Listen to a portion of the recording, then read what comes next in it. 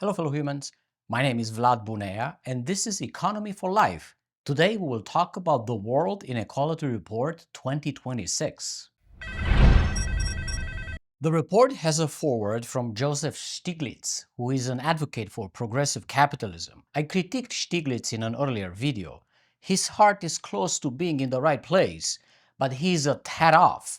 For example, how he understands the guiding principles of a desirable economic system, the insistence on mathematical models to explain the economy and do forecasts, the massive under-consideration of the role of women in the economic process, and massive under-consideration of the natural environment. And Joseph Stiglitz is one of the good guys in economics. I suggest that we cannot keep proportionality, hierarchies, and dispossession as guiding principles in capitalism.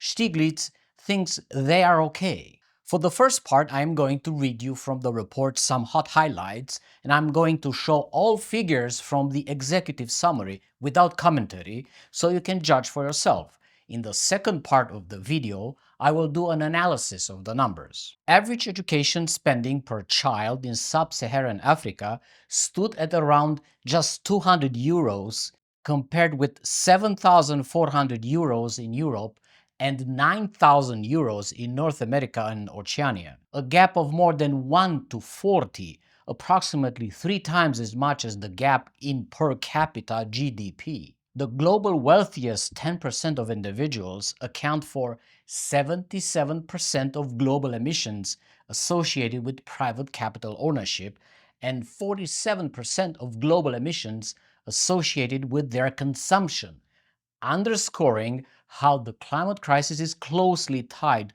to the concentration of wealth. When unpaid domestic and care labor is included, the gap widens sharply. On average, women earn only 32% of what men earn per working hour, compared to 61% when not accounting for unpaid domestic labor. Wealthy economies continue to benefit from an exorbitant privilege. Each year, around 1% of global GDP, approximately 3 times as much as development aid, flows from poorer to richer nations through net foreign income transfers associated with persistent excess yields and lower interest payments on rich country liabilities. The top 10% of the global population's income earners earn more than the remaining 90%, while the poorest half of the global population captures less than 10% of the total global income. Wealth is even more concentrated.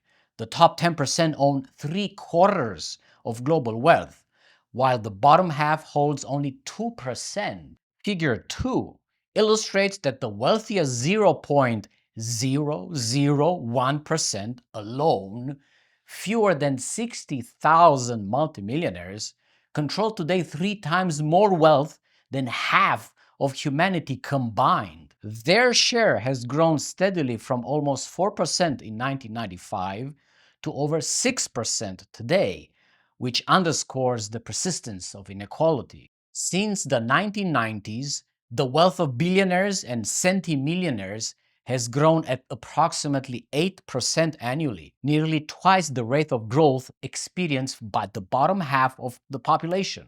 This is figure 3.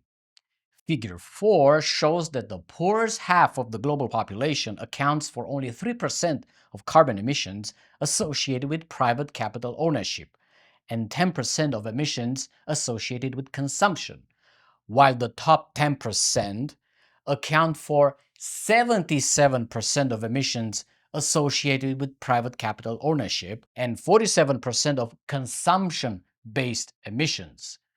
The wealthiest 1% alone account for 41% of private capital ownership emissions, almost double the amount of the entire bottom 90% combined. Globally, women capture just over a quarter of total labor income, a share that has briefly shifted since 1990.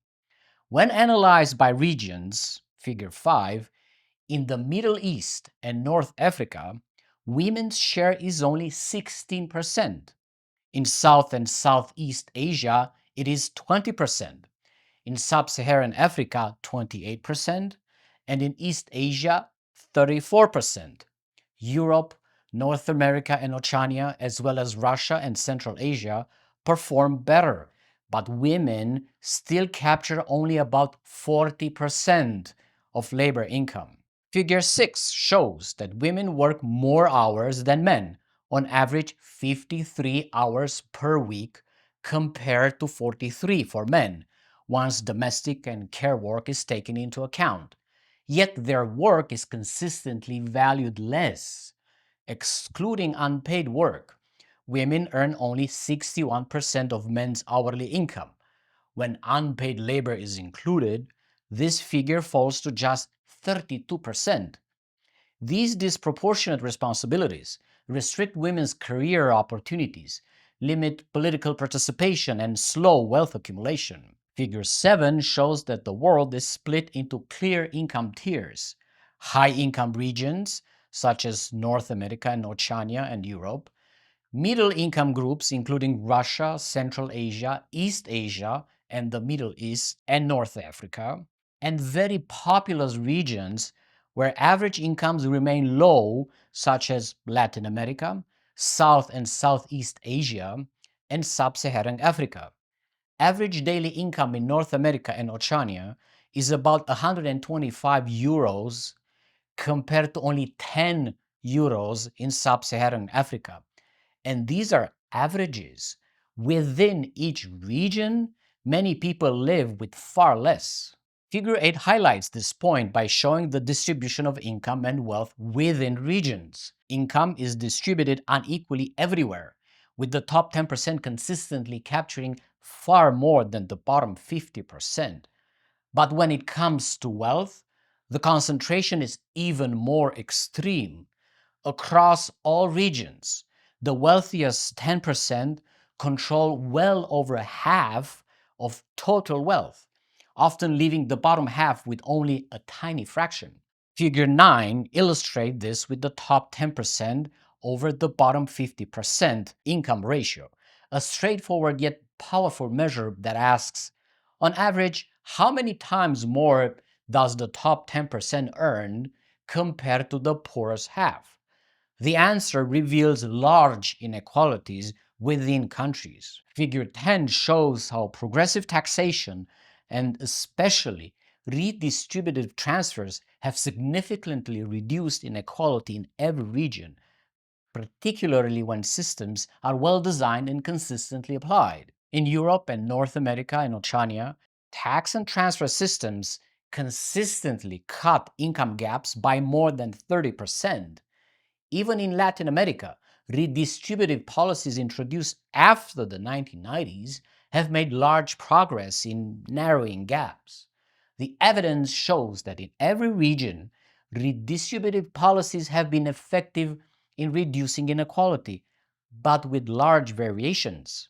In 2025, average education spending per child in Sub-Saharan Africa stood at just about 220 euros, compared with 7,430 euros in Europe and 9,020 euros in North America and Oceania, see figure 11, which is a gap of more than 1 to 40, approximately 3 times as much as the gap in per capita GDP or net national income. And these are yearly expenses. Such disparities shape life chances across generations, entrenching a geography of opportunity that exacerbates and perpetuates global wealth hierarchies. Taxation often fails when it is most needed, at the very top of the distribution. Figure 12 reveals how the ultra-rich escape taxation. Effective income tax rates climb steadily for most of the population, but fall sharply for billionaires and centimillionaires. These elites pay proportionately less than most of the households that earn much lower incomes. Inequality is also deeply embedded in the global financial system. Figure 13 illustrates how the current international financial architecture is structured in ways that systematically generate inequality. Countries that issue reserve currencies can persistently borrow at lower costs, lend at higher rates, and attract global savings. By contrast, developing countries face the mirror image: expensive debts, low yield assets, and a continuous outflow of income. This privilege for rich nations does not reflect market efficiency, but rather institutional design that places reserve currency issuers and financial centers at the core of the international financial system to the benefit of the wealthy economies. Persistent demand for safe assets such as US Treasuries and European sovereign bonds, reinforced by central bank reserves, regulatory standards, and the judgments of credit rating agencies, locks in this advantage. The result is that rich countries consistently borrow more cheaply while investing in higher yielding assets abroad, positioning themselves as financial rentiers at the expense of poorer nations. Economic divides do not stop at the marketplace. They spill directly into policies. Inequality shapes who is represented, whose voices carry weight, and how coalitions are built or fail to be built. Figure 15 shows how the traditional class-based alignment of politics in Western democracies has broken down. In the mid-20th century, lower income and less educated voters largely supported left-wing parties, while wealthier and more educated groups leaned right, creating a clear class divide and raising redistribution. Today, that pattern has fractured. First, education and income now point in different directions. Making broad coalitions for redistribution is far harder to sustain. This evolution can be accounted for by the fact that educational expansion has come with a complexification of the class structure. For example, many high degree but relatively low income voters, such as teachers and nurses, currently vote for the left, while many voters with lower degrees but relatively higher income, such as self employed or truck drivers, tend to vote for the right. The even more striking evolution is the rise of territorial divides within countries. In many advanced democracies, gaps in political affiliations between large metropolitan centers and smaller towns have reached levels unseen in a century. Unequal access to public services, such as education, health, transportation, and other infrastructures, job opportunities, and exposure to trade shocks has fractured social cohesion and weakened the coalitions necessary for redistributive reform. Figure 17 shows how campaign financing is heavily concentrated among the top earners. In countries like France and South Korea, the richest 10% of citizens disproportionately provide the majority of political donations. This concentration of financial power amplifies elite voices, narrows the space for equitable policymaking, and further marginalizes the working majority. When it comes to policy directions, the report says the following: the evidence makes one conclusion clear: inequality can be reduced. There are a range of policies that, in different ways, have proven effective in narrowing gaps. One important avenue is through public investments in education and health. These are among the most powerful equalizers, yet access to these basic services remains uneven and stratified. Public investment in free, high-quality schools, universal healthcare, childcare, and nutrition programs can reduce early life disparities and foster lifelong learning opportunities. By ensuring that talent and effort, rather than background, determine life chances, such investments build more inclusive and resilient societies. Another path is through redistributive programs. Cash transfers, pensions, unemployment benefits, and targeted support for vulnerable households can directly shift resources from the top to the bottom of the distribution. Where well designed, such measures have narrowed income gaps, strengthened social cohesion, and provided buffers against shocks, especially in regions with weaker welfare states. Progress can also come from advancing gender equality. Reducing gender gaps requires dismantling the structural barriers that shape how work is valued and distributed. Policies that recognize and redistribute unpaid care work through affordable childcare, parental leave that includes fathers, and pension credits for caregivers are essential to leveling the playing field.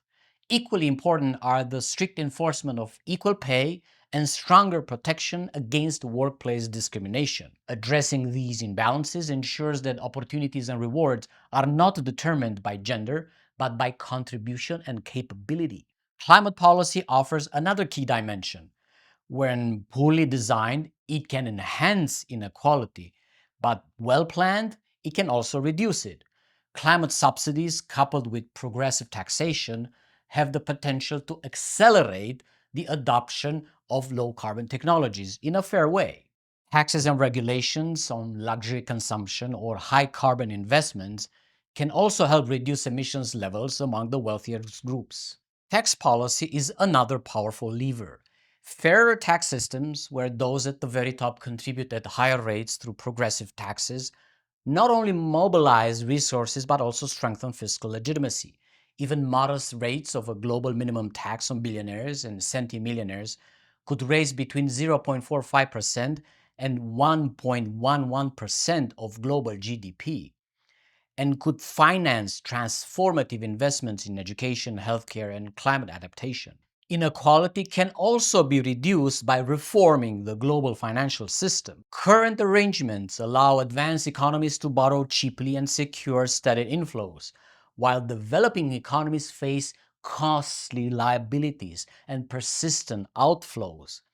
Reforms such as adopting a global currency, centralized credit and debit systems, and corrective taxes on excessive surpluses would expand fiscal space for social investment and reduce the unequal exchange that has long defined global finance. Let us now do an analysis of the report. The report does not discuss, criticize, or question the causes for inequality. The principles that guide the economic system that allows and generates these inequalities are not mentioned. The ethical and moral values that guide the behavior of humans are not discussed. When you are seeing these numbers, surely your mind was generating reactions to them in accordance to your moral compass. The report, however, does not talk about a moral compass, but it does say throughout that inequality is bad, but it does not say why. That is not the problem with the report because that is not its purpose. Its purpose was to show us the numbers. I think we should talk about principles as much as we talk about numbers. These principles that drive capitalism and inequality do exist. They are real. We can talk about them. For this reason, I have worked to identify them because I believe the root cause of the problem are these principles. We cannot reduce or eliminate inequalities if we do not change these guiding principles. I define them in the threefold definition of capitalism. We live in a second Gilded Age that is much, much worse than the first Gilded Age that happened more than 100 years ago. When the robber barons in the 19th century were at the height of their power and wealth, they defined the so-called Gilded Age. They lived lavish lifestyles while their workers lived in abject poverty. Andrew Carnegie, J.P. Morgan, John D. Rockefeller are only a few from a long list. Today is worse. Billionaires have much more wealth and power than 150 years ago. Poverty hasn't changed. The robber barons of today have more tools of control and domination. They will do anything they can to maintain the status quo. They will deploy armies to protect the design of capitalism. This war is happening already. It will come to all of you soon if it hasn't come already. Be prepared to fight for your existence. And don't think you can reason with the robber barons. They must be fully expropriated and defeated. There's no other way. Reducing inequality is very much compatible with capitalism. Yes, inequality must be reduced to root out the suffering that comes with it. However, if we just reduce inequality, we don't get rid of the system itself. Even if we reduce billionaire wealth by half, or even if we turn them from billionaires into millionaires, the exploitation can still exist. This is why we must also remove the guiding principles, or what I call the causal forces, that generated the inequality in the first place. These two things, reducing inequality and removing bad principles, must be done at the same time if we want to cure the illness. We must understand capitalism as an economic system with a specific set of principles. Capitalism is not defined by free markets, not defined by the private ownership of the means of production, and not defined by the separation of economic agents into two classes: employees versus employers, or owners of capital versus non-owners of capital. Causally speaking, capitalism is defined by a set of rules that determine the behavior of economic agents and everything else we see happening in a capitalist economy.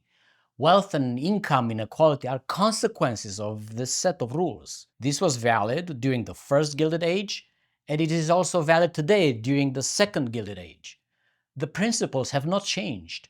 They just got more refined and more embedded into society, which makes their removal today much more difficult. It is not an impossible task, though. This requires nothing less than revolutions at the world scale that may take very different forms: boycotts, divestments, sanctions, general strikes, disruptions of speeches, disruptions of capital so the rich cannot move money around, blockades of their physical property, and much more.